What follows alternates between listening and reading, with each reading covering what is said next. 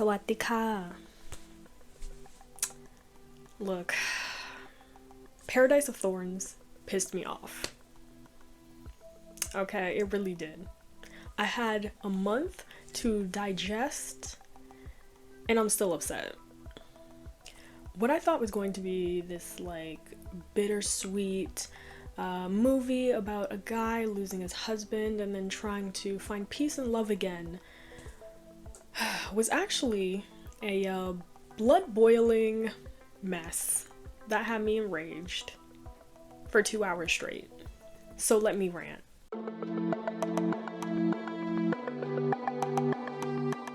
Okay, so first I'm gonna do a little synopsis, but I'm gonna be changing two of the characters' names. I fear that for the one character's name, which is spelled S-E-K, I fear my accent or whatever, like the way I talk, that I might say something that sounds similar to a different word. So to avoid that, I'm just going to change his name from that to Seth. Okay? And then the other character, I'm just gonna shorten his name to 𝙾. Alright? So the movie starts with this gay married couple named Seth and 𝙾, and they build a life together, you know, on this durian orchard. But everything changes when Seth suddenly dies from an accident, and then 𝙾's life is turned upside down. Now, since gay marriage was not legally recognized, which if you know, in Thailand recently, okay, in summer of 2024, gay marriage was legalized, so yeah. But I guess at the time of filming this movie and for the plot, it's not, alright? So because their marriage is not legally recognized, once Seth dies, his entire estate goes to his next of kin, which is his mother. And despite 𝙾 also putting like 5 years of money and work into this orchard and their home, which sits on top of the orchard, his in-laws just come and try and take it away from him. So the whole time 𝙾 fights to save his orchard before the harvest that happens in a couple of months. Sounds like a heartfelt sort of story, right? No. This movie had me wanting to break my screen the whole time. So let's talk about it. Okay, so I have my notes. Let's discuss. First of all, the way Seth dies is just so infuriating. First of all, he falls out of a tree. He falls out of one of the durian trees, which, okay. Anyway, he goes to the hospital because he's passed out, and there's something, I guess, in his brain, so he needs a surgery. But unfortunately, because 𝙾 is not legally recognized as Seth's husband, he can't sign the papers to sign off on the life-saving surgery that he needs. The next of kin would have to take care of that, which would be Seth's mother, which the issue is she lives in they live on an orchard, so like that's a lot of land, so like they live sort of remote, but the mother lives even more remotely than that. So for her to get down there, plus she's in a wheelchair, so for her to get down to the hospital in time is just like not an option. So because the mother doesn't get there in time, like 𝙾 is there and has to watch his husband die because the doctors just let him die. They're like, well, if you can't sign the paperwork. And I'm like, look, I don't know what the healthcare system is like in Thailand, but is that protocol? Okay, let's move on to the funeral. So, obviously, Seth dies, there has to be a funeral. Oh, this irked me so bad. At the funeral, the mom, she takes off Seth's wedding ring to, like, keep for herself. Like, I get it, like, that's your son, you want a piece of him, but at the same time, like, that's not yours to take. And you can see 𝙾 almost, like, winces a little bit. Like, he doesn't say anything, but you could tell it hurts him that she's taking his husband's wedding ring. Probably because he wanted his husband to, you know, have it in the afterlife or whatever. He doesn't say anything, clearly out of respect, but I was just like, I'm sure there are other keepsakes and stuff that you could have of your son's. Why does it have to be his wedding ring? I highly doubt it's like a ring that was passed down through the family. If it was, then maybe I would understand, but I really don't think that was the case. So after like the funeral, I guess, 𝙾 Kem literally tells them, when I say them, Seth has a like adoptive sister that takes care of the mom. Anyway, so that's like Seth's only family is those two people. So Kem is telling them like, okay, you know, he gives them everything out of Seth's savings account, out of his bank account, just like any money that's in there, he gives it to them. And then he tells them very generously and fairly that once the harvest happens, right, whatever money that him and Seth were gonna make from the harvest, he's gonna give all of Seth's half to them, which is super fair and makes sense. On top of that, because the mother is wheelchair bound, and she's old too, so you know, on top of regular old people doctor's appointments, there's probably, you know, extra stuff. And so I guess Seth usually would take her to her appointments and stuff because they have a car, and the mother obviously does not. And so he was like, I'll take you to your appointments weekly or whatever, just like Seth used to do. So he's not like, just because his husband is gone now, he's not saying like, oh, you people are not my family anymore. Which is interesting because one, it kind of, like, you kind of get the feeling that he's not very close with his in-laws anyway. Like, it's giving, they don't see each other very often. But he's still willing to see them as family and take care of them, essentially. Maybe I'm giving him a little bit too much credit, but it just, to me, it feels like he didn't have to do any of that, but he did. Okay, so after the funeral, they go back to, I'm just gonna call it the orchard house because the house sits on top of the orchard. And, you know, the mom and the sister ask if they can just stay the night because it's, you know, they're tired, it's been a long day, whatever. And Kem, you can tell he's like a little bit, like, you can tell he's not gonna say no, but also you can see the reluctancy. Probably because, yeah, it has been a long day. It's probably been a long couple of days. His husband's dead. Like, he has this entire orchard to take care of by himself now if he still wants to make the harvest. His heart is probably broken, like, you know what I'm saying? And he already like talked to them about the financial stuff and all that, so he probably wants a break from them because you can tell they're not close. You know what I mean? Anyway, but he doesn't say no, he's just like, oh, okay. Probably thinking it's just for the night. He brings them up, and it's not like they live in a big house either. Like, they basically live in like a one room, kind of 2 rooms, sort of, not really. And so they get there and the mom wants to sleep in the bed that her son sleeps in, which I thought was a little odd, only because your son sleeps in that bed with his husband. It's not like it's just his bed, but whatever. She wants to hold on to one of his shirts. Like, Kem doesn't make a big deal out of it. He's just like, okay. And then he goes and sleeps in a different room. That's not really the issue. The issue is in the morning. They have some new information for Kem. They basically tell Kem that at the funeral, they were told, I was like, who told them this? Whatever. They were told that legally speaking, everything that is in Seth's name, which includes the deed to the orchard, right? And the house, I guess, that sits on top of the orchard, is now theirs. Because, or the mom's, because that's his only next to kin. And basically what they're saying is, we're gonna like take over this, like we're gonna live here now because this house is better than our house, and this orchard is ours. And he's like, huh? What do you mean? Like, what do you mean? I mean, think about it. He spent 5 years at least of his life not only taking care of this orchard, but putting money into it, as well as I believe they built the house themselves. And also I believe that Kem put a significant amount of money into everything as well, because Seth was broke. Like, he brought the land, right? Because that was passed down to him from his father, I believe. So he had the land, but like they had to make that land into something.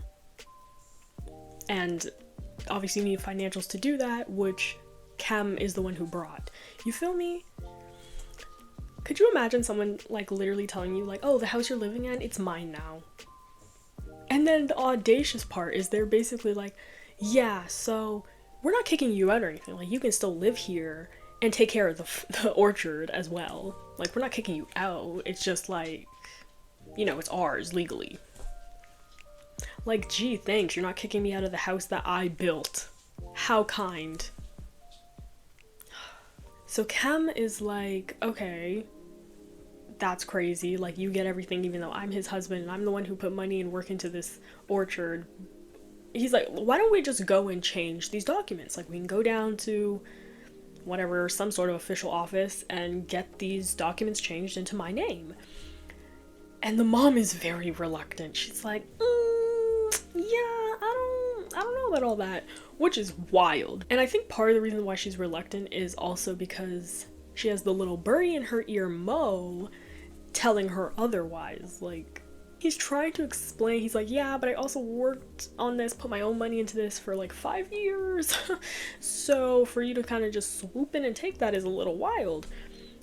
And on top of that, they're like, oh, we're gonna bring in more help for the orchard, right? Since like you can't take care of it alone, which again is still kind of crazy that they're expecting him to do all the work still while they just benefit from it. But anyway, okay, let me talk about 𝘾 a little bit. So 𝘾 is Seth's adopted sister, unofficially adopted.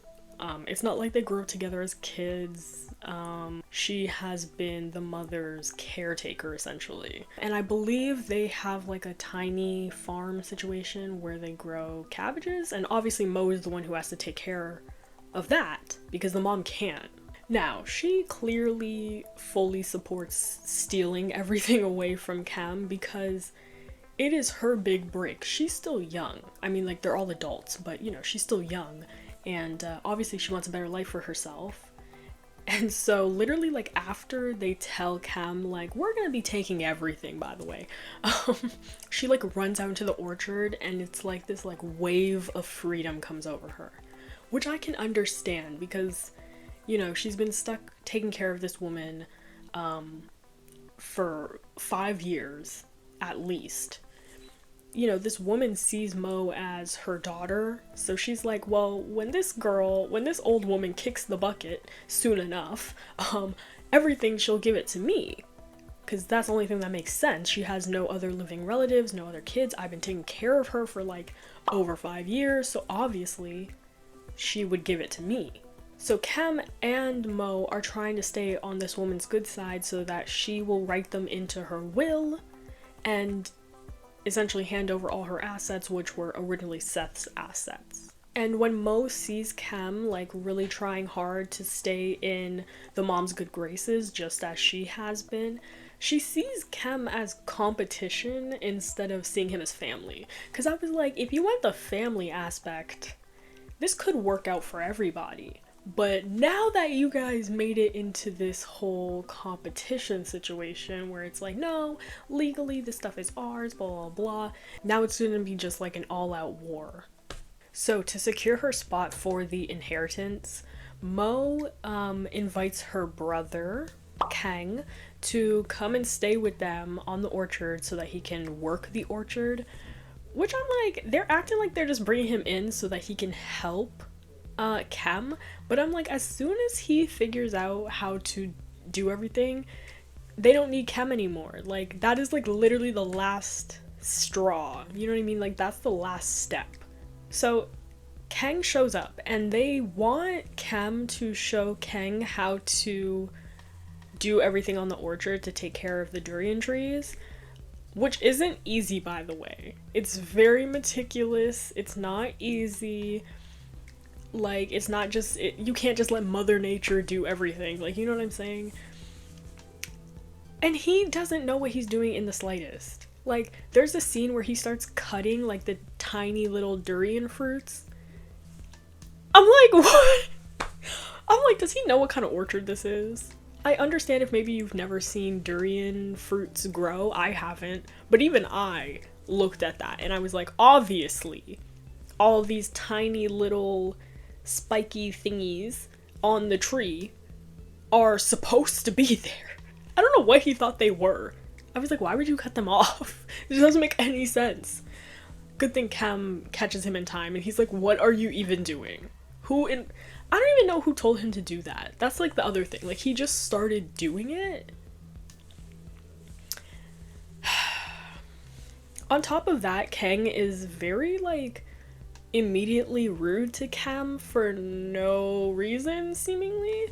Like, it's giving, like he'll give snide comments and stuff, like, very cryptic. And Cam is just like, what the hell? Like, what is the issue, bro? Like, we just met. Because clearly they've never met before, so I don't know what the issue is. Also, you're staying at my house, so cut the attitude.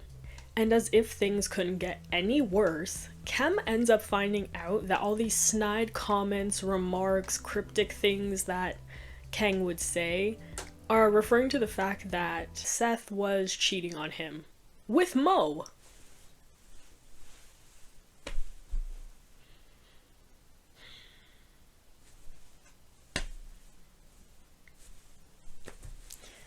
And he has to confirm this for himself, so he ends up going to where the mom and the sister live, right? Where mom and Mo live, to their house. And he sees all these, I think they're like dried cabbage that like are rolled up to kind of look like flower bouquets. I'm assuming that's what it is. Unless it's something else that's just like culturally, I don't know. But they look like little bouquets. And they're like all over the place. And I guess Seth would also make something similar. Like, he knows Seth made them for her. And so he's like, oh my god, it's true. Like, he was cheating on me with Mo. Now, Mo finds out that Cam knows, so... And she just really wants to pour salt in the wound, I guess. And is like, yeah, he was just using you for, like, labor, essentially. But he was always gonna come back to me.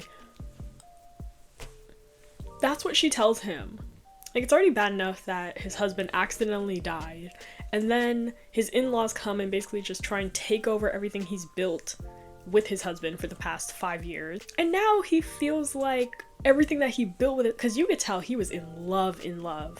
So now he's finding out that this man that he was so in love with has been cheating on him. But here's the most insane part. Mo let Seth die on purpose. So, obviously they get the call from the hospital that the mom needs to be down there to sign off on paperwork that could probably save Seth's life. And obviously Mo has to be the one to take her there. All they have is like this like dinky little motorcycle situation. Maybe it rained or something because there's a lot of mud. And so she intentionally like makes the motorcycle flip so that it delays them getting to the hospital and ultimately leads in his death. She does this because she knows that everything that's in his name, all his assets and stuff, will go to the mom, and then she's planning on basically manipulating the mom into leaving everything to her later on. I was ripping out my hair at this point, so yeah. And we actually see like why she does this, because the same day that he goes to his mom's house and like sees her, he breaks things off with her like officially, I guess. Like, it seems like they haven't been romantically involved in some time. And he breaks things off officially with her. And she's obviously very upset because she's like, hold on, you promised me this whole life. Like, I've been taking care of your mother for years, and now you're just telling me I'm not good. Like, what? So he breaks things off with her. He goes home to his husband, and that same night, while he's like doing whatever he's doing in the durian trees, he falls out, hits his head. You get the idea. And so that's why she let him die. But she's not the only villain in this story. I would argue there's a more pressing villain, and that is the mother. Now, this woman might be the real villain of the story, because the way she's playing both Cam and Mo, she's really playing them against each other to like compete and fight. Like, as if she knows that they're competing and fighting over the inheritance, essentially, and who's gonna get written into her will. at the end of it. And she's really just leaning towards whoever serves her best at that moment. And so, like, 𝘾 starts to gain favor with her at one point. Like, he's like, since you lost your son, I want to be your son too, and whatever. And, like, he goes through, like, a whole ceremony to kind of do that. And so she starts to lean towards him, which obviously angers 𝘾, understandably. Now, let me go back to 𝘾 for a second. I know I was just talking shit, but it's like, on one hand you hate her character, but on the other hand you don't, because you understand why she is the way she is once we hear a little bit of the backstory. So, like, because she was promised this certain type of life from Seth, and then, he never delivered that, and then on top of that, she's been taking care of this woman who is not her mother, and now this woman is potentially going to leave her with nothing because she found a new son, quote unquote. Like, so I get where 𝘾 is coming from, because I would be pressed as well. Like, I get it. Like, she spent a chunk of her life taking care of this woman, at her beck and call, working hard. Like, my girl wants a soft life now, okay? She wants a soft life, and I get it. Let's go back to 𝘾 and 𝘾, because I can't. So after he basically gets kicked out of his house because the women are living in it now, he now has to sleep under the house. And he has to sleep under the house with 𝘾. And so, like, the first night that 𝘾 gets there, I guess, and he has to sleep under there because he gets kicked out of the actual house, he asks 𝘾, because there's only, like, one mosquito net situation, and so he asks 𝘾 if he can, like, sleep next to him. Not a big deal, okay? Or it shouldn't be. Tell me why. Tell me why, as soon as 𝘾, like, crawls under the mosquito net with him, he's laying there for, like, 3 seconds, and 𝘾 tries to make a move on him, and he's looking at 𝘾 like, are you serious? And so he goes to sleep in his car instead. Which is very telling, because again, he's been kind of, like, mean to him with, like, the cryptic things that he would say to him, and whatnot. Like, it was just, like, really odd to say these sort of things, especially to a guy that is grieving his dead husband. And now you're making a move on said guy that you've been rude to? That's crazy. Anyway, as time goes on and they work the orchard together, and 𝘾 is teaching 𝘾 how to do things and whatnot, they kind of start to become close, and,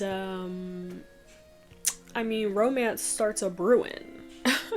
Romance starts a brewing, especially, honestly, it really starts, I guess, the day that he found out that Seth was cheating on him. I think he just wanted that, like, comfort, and so he ends up sleeping with 𝘾. And that's sort of like the start of their official love story, if you will. Yeah. Now, as their relationship starts to grow, 𝘾 obviously notices this, because they all live together, right? And she's not having it, because to her, this is like another betrayal. And she just can't fathom why everybody likes 𝘾 more than her, because that's how she's seeing it, right? Like, Seth chose 𝘾. The mom, continuously chooses 𝘾, even though he doesn't take care of her the way 𝘾 does.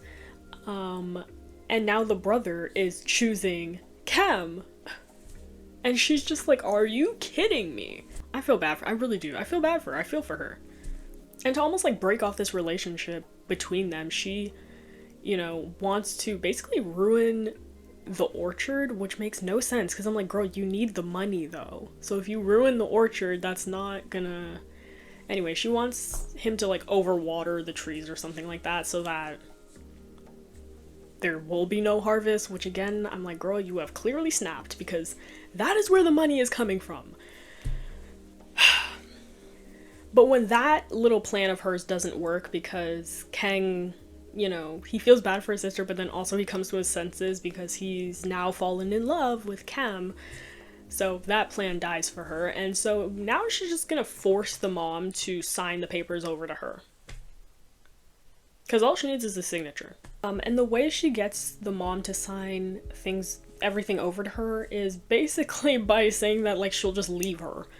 And because the mom realizes that like this is the only person who has truly, you know, very dedicatedly cared for her all these years, she like breaks. She's like, okay, I'll sign it, and like she signs the paper, but then she like rolls down this hill, and because she's old, she's yeah. But honestly, and you can tell like 𝙁 has mixed feelings about it because that wasn't really her intention, but it kind of just happened. It's not like she pushed the mom down the hill, like the mom fell down the hill herself. Did she put the mom on the hill? Yes. Did she roll her down the hill? No. That seems like a little funny. If you're on like Thai TikTok, you've heard the sound from the movie that's like more. หมอ หมอ กูยอมแล้ว กูยอมมึงแล้ว หมอ Hilarious. People keep making videos that I'm like, oh my god. But yeah, so basically she gets her signature, so now everything is in 𝙁's name. Which means 𝙬 has lost, essentially. So now that the mom is dead and she has everything in her name, she ends up finding this like older guy. I don't even know if he's rich. Like, I don't think so. Like, the money's obviously coming from her. I think he's like, I don't know, he might be, I don't know, he looks like he might be some sort of like civil servant or something. But my girl's in her soft life era, or she's trying to be anyway. So she marries this older guy. Clearly she has no interest in him, she doesn't love him or whatever. And her plan is basically to live on the orchard, with her new husband. Mind you, this entire story takes place over only a couple of months, because the harvest still hasn't happened yet. The harvest still hasn't happened yet. So I would say this whole movie probably takes place over like 5 or 6 months maybe. And so just as she's stepping into her soft life era, karma is about to come and hit her like a ton of bricks. At this point, 𝙬 realizes that he's lost everything, right? Because there was a possibility he could have got the orchard back and his home back when the mom was alive, but now that she's gone, there's no way 𝙁 is gonna hand that over. But he comes up with a plan. And his plan is basically that in the dead of night, he is going to steal all these durians and sell them, right? He's gonna go, him and 𝙬, they're gonna do this, sell the durians, and then get the money for it and start a new life together. Which, like, honestly, I was rooting for them. You know, it seems like, honestly, everybody in this movie has had a difficult life to some degree. And I just think with all these scowls on their faces for months on end, like, they all deserve to be happy. Like, my girl thinks she's in her soft life era, cool. Like, I hope that works out for her with this crusty husband. Maybe she'll off him too so that she can get whatever money he has. I don't know. And now, the brother with 𝙬, like, that's nice. He can find love again. Cool. But as they are enacting their plan, okay, 𝙁, she can't sleep, so she hears like commotion. She's like, she looks out into the orchard, she sees light. She's like, She goes out there and sees 𝙬's truck filled with durians, and she is not having it, especially when she sees that not only is 𝙬 doing this, her brother is helping him. The ultimate betrayal yet again. So she like kicks open the back of the truck, which makes all the durians start rolling down the hill. And obviously the boys notice. 𝙬 is cussing her out, yelling at her. She's cussing him out, yelling at him like they've been doing for the past 5 months. And she's really trying to like hit him where it hurts, you know? She's like, you were just, a replacement for me. Like, Seth never loved you in the first place, yada yada yada, which really sets him off. Like, this is his last straw. He's like, you know what? And he just snaps. They start fighting, they're yelling. 𝙬 is like going down the hill trying to pick up all these durians. So while those two are over there doing that, that's what he's doing. stupid. He should be trying to break up the fight immediately, but whatever. They're making a lot of noise, a lot of commotion, so her new husband hears it. He has to save his young, beautiful wife, so he comes running on the hill. He sees 𝘾, you know, fighting with her, on top of her, whatever, and trying to break it up. But then, obviously, as he's trying to break it up and attack who he thinks is attacking his wife, I mean, he is. So her brother comes running up the hill to save his new mans, punches the guy in the face or something. I don't know if he, like, gets maced or something in his eyes, so he can't, like, see very well or something. So he just picks up the closest weapon that he can feel, which I think is a machete for cutting the durians. And he swings, and because 𝘾 is focused on 𝘾, who just got, like, hit or whatever, 𝘾's the only one who sees it coming, and she tries to yell and tell her husband to stop and not to do anything like that, and it's too late. One swing of the machete, and her brother's done for. When I tell you I was, like, mouth agape, I was like, what just happened? And so because the husband just accidentally killed his wife's brother, he, like, hops in his car and drives off. Never to be seen again, I guess. And 𝘾 and 𝘾 are just in shock. Obviously. 𝘾 just lost her last living family member, it seems like, and 𝘾 just lost the guy that he just started to fall in love with. It seems like within the same year he's lost 2 people now. And so has she. Like, they've all just... they keep losing people. And the movie ends with 𝘾 in the house looking out onto the orchard as 𝘾 drives away in his truck. That's the end of the movie. No happy endings for anybody.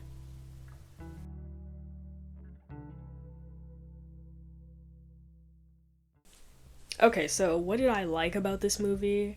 I'm not saying, by the way, when I'm saying that this movie pissed me off, I'm not saying it's a bad movie. I think it's a good movie, but I'm saying the context of everything, like what this movie is made up of, is supposed to make you angry. It's supposed to piss you off, right? I think the acting was good from everybody. Like, everybody did a fantastic job at making you hate them. None of these characters are perfect, not even Jeff's character. You kind of hate all these characters, but you also feel for all of these characters at the same time. The cinematography was also very beautiful. To like it's just a really nicely shot movie. I mean, the movie is literally called Paradise of Thorns, which I love the title. Love the title. Speaking of, not speaking of the title, but just going off of that, the posters, I love the posters for this movie. Like, I think all of them are so cool. Like, when I've seen all these different posters, I was like, oh my god, like, I kind of want one to, like, put on my wall or something, because they look really cool. They make you want to watch the movie. You know, those, like, really interesting movie posters, not like superhero movie posters where it's just like all the superheroes on the front. Like, those are boring. I hate those. I like when artsier movies have, like, cool looking posters that really just draw you in and makes you want to know what this is about. Because again, I went into this pretty blind. Like, I didn't know what the movie was going to be about. I mean, ultimately I wanted to watch the movie because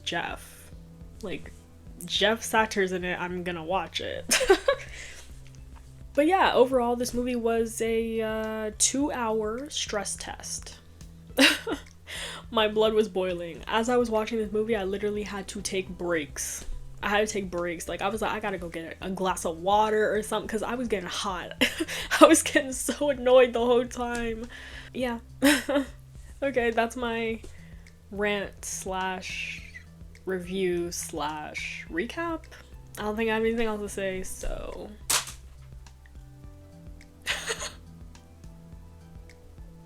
Bye!